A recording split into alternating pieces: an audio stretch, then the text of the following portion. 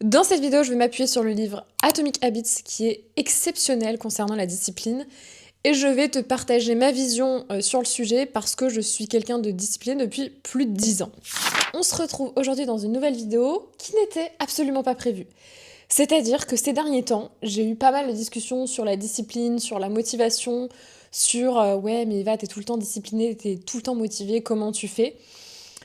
Et tellement que c'est un sujet qui revient, je me suis dit mais je pense que c'est essentiel à toute personne d'être, enfin en tout cas de progresser vers plus de discipline.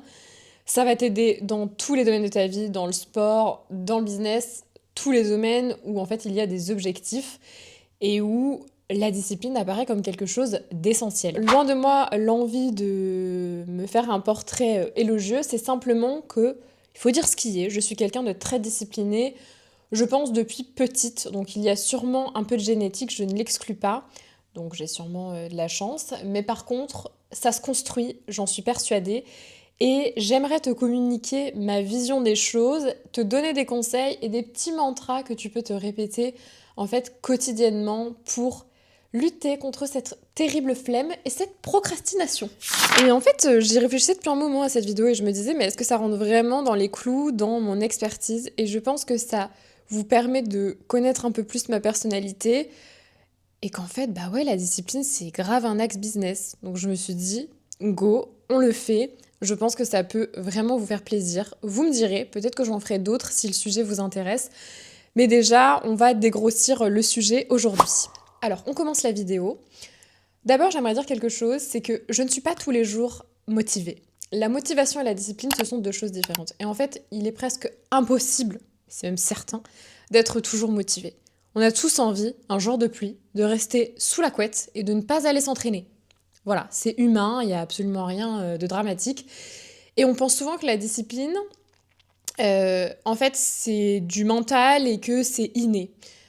Comme je l'ai dit, il y a peut-être une part de génétique, mais c'est pas juste certaines personnes l'ont et d'autres non. C'est pas binaire. Peut-être que certains sont aidés, mais en tout cas, on peut tous y travailler. Et la discipline, pour moi, c'est un système. Je veux que ce mot te reste en tête parce que la discipline, c'est un système. Tu vas comprendre. Je vais te donner un exemple. L'objectif, ce serait lancer un produit. Mais le système, ce serait écrire 20 minutes par jour ton plan d'action, prendre des notes, structurer tes idées, préparer une campagne. Bref, en fait, ce sont toutes ces étapes qui amèneront à l'objectif. L'objectif, c'est juste le résultat. Il te faut un système qui va être utilisé à travers la discipline.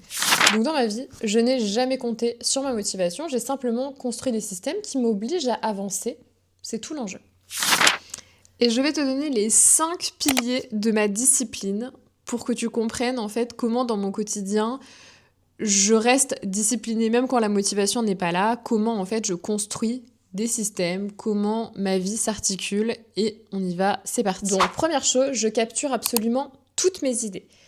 Le principe, c'est de rendre l'habitude évidente. Et d'ailleurs, je crois que l'auteur d'Atomic Habits dit quelque chose comme rendre l'action facile et visible. Exemple, dans mon business, dès que j'ai une idée, je la note immédiatement dans Notion ou dans une note iPhone. Je vous conseille plutôt un Notion ou quelque chose de structuré où vous avez spécifiquement un document qui recense ces notes-là. Une idée d'offre, elle est stockée de la même façon. C'est comme si vous avez un énorme dossier idées, notes, et que vous structuriez les choses. Idées d'offre, idées de contenu, bref, vous avez compris. Une réflexion client, hop, elle est écrite. Un témoignage client, hop, il est renseigné également. Je recense absolument tout parce que je sais à quel point on peut oublier les choses. C'est la nature humaine. On a 1001 pensées par jour, je ne sais même plus le nombre. On ne peut pas penser à tout. Voilà, on n'est pas des super-héros. Donc quand on sait sa nature, eh bien on prend en compte les choses et on se dit « Ok, je vais donc créer autant d'onglets qu'il faut dans mes idées, dans mes notes, mais j'aurai tout ce dont j'ai besoin. » Et pourquoi c'est génial ? Parce que si dans 2 semaines, tu es en panne d'inspi sur tes contenus, tu sais que tu as ces fameuses notes où tu peux pouvoir aller piocher et te dire « Ok, trop bien, cette idée-là, elle est géniale, je vais pouvoir la rédiger aujourd'hui. » Un jour vide se transforme en un jour avec, parce que tu avais noté des informations.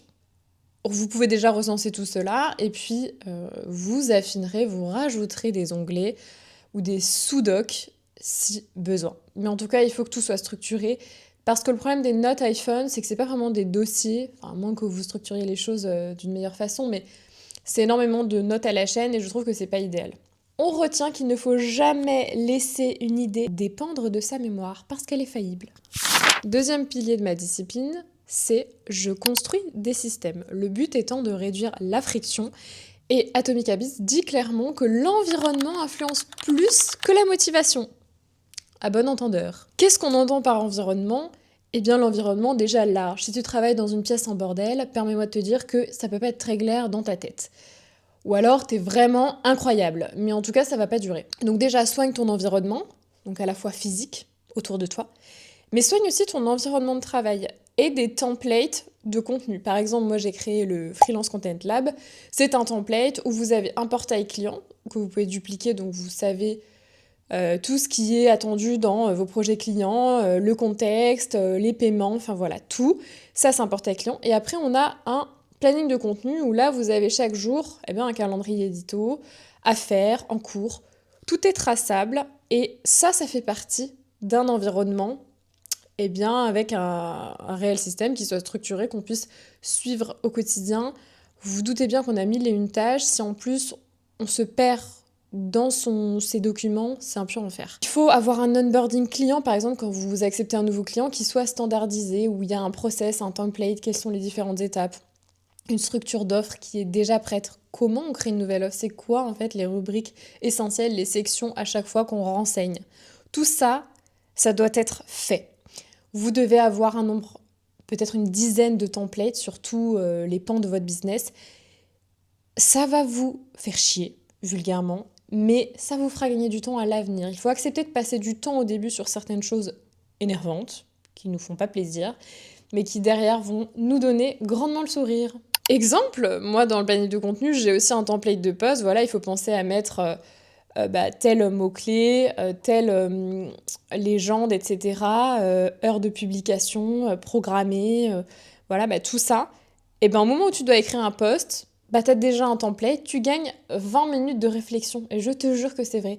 Même si c'est 5 minutes, 10 minutes, on se rend pas compte, mais mis bout à bout tous les jours, tu gagnes un temps dingue. Et comment savoir si une tâche, elle doit faire l'objet d'un template ou d'un modèle pour gagner du temps ? Si tu fais une tâche 2 fois et qu'elle est strictement la même, c'est que tu dois la transformer en système, en template. À partir du moment où tu reçois un client, tu onboardes un client, tu sais que tu auras d'autres clients, tu vas l'avoir fait à ton deuxième client et tu vas te rendre compte qu'en fait, tu vas aller reprendre ce que tu avais fait pour le premier, donc autant créer un modèle dès le départ. Moins on réfléchit, plus on agit. Voilà, c'est ça qu'on veut dans le quotidien.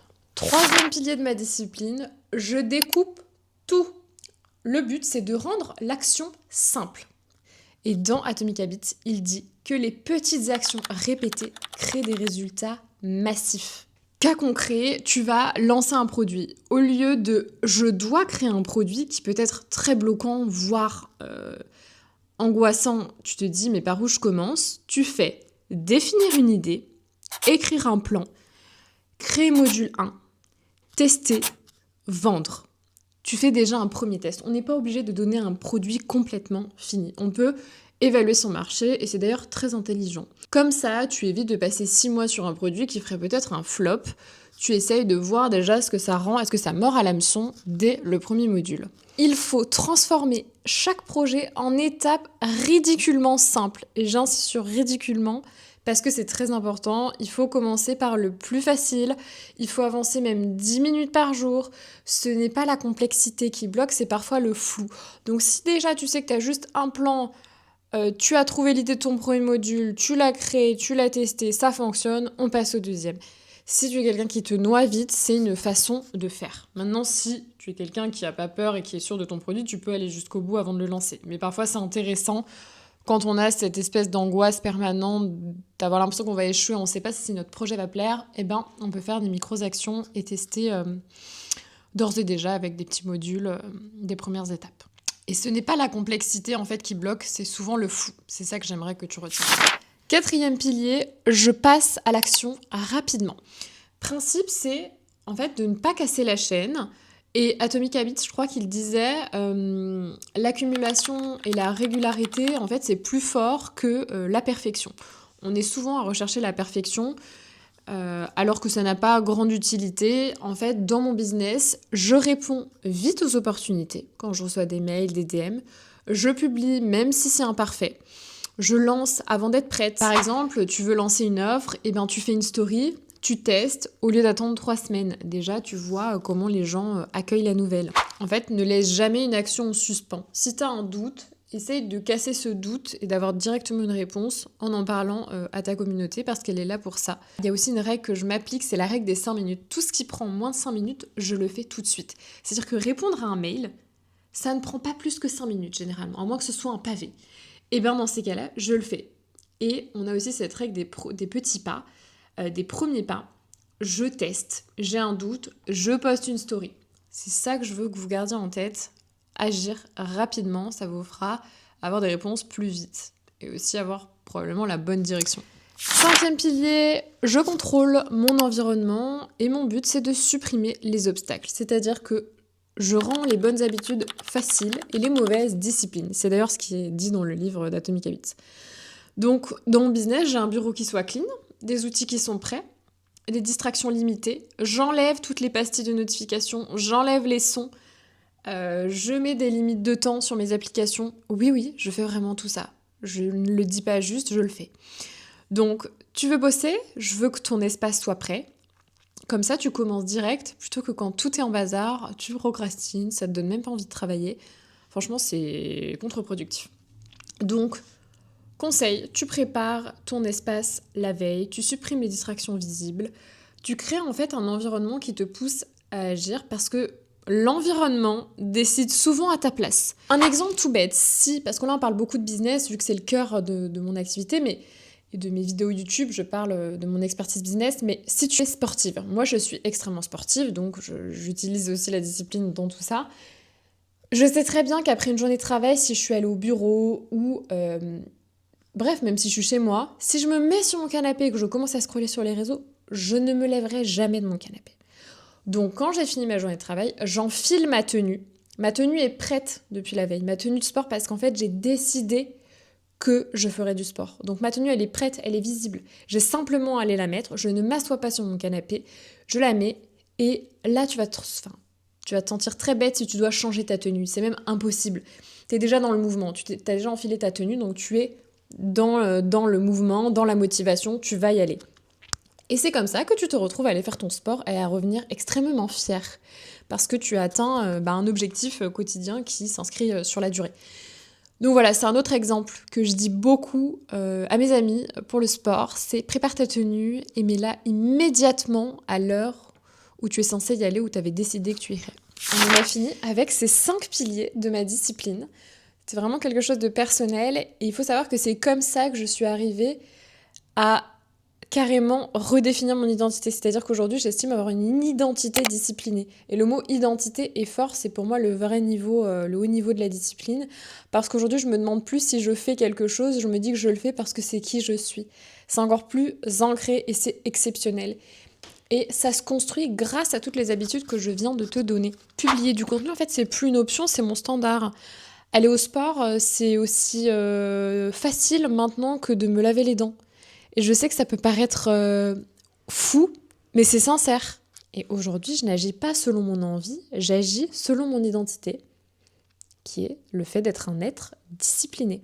Et je vais partager des petits mantras, voilà. Je t'en ai donné pas mal tout au long de la vidéo, mais je vais t'en donner encore quelques-uns. Donc, on se rappelle que si ça prend moins de 5 minutes, on le fait maintenant. Fait vaut mieux que parfait. Chaque jour, j'avance. Je commence avant d'être prête. Pendant que j'hésite, quelqu'un d'autre avance.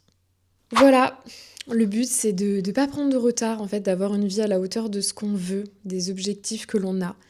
Et la discipline, ce n'est pas un talent, c'est une décision que tu prends tous les jours consciemment. Et voilà, on a tout dit. J'espère que cette vidéo, elle t'aura fait plaisir, elle aura résonné. J'aimerais que ça parle à ton toi intérieur et que tu te dises « Wow, il va falloir que je change pas mal de choses, mais pour mon bien, et je comprends le point qu'elle veut me partager. » Si tu t'es dit ça, mission accomplie pour moi. Écoute, N'hésite pas à me laisser un petit commentaire si cette vidéo elle t'a plu ou tu t'es dit waouh, trop bien, j'adore. Je referai des vidéos sur la discipline, mais encore une fois, c'est à vous de me répondre. Donc merci d'avoir regardé la vidéo jusque-là et je te dis à la prochaine pour une nouvelle vidéo. Ciao ciao!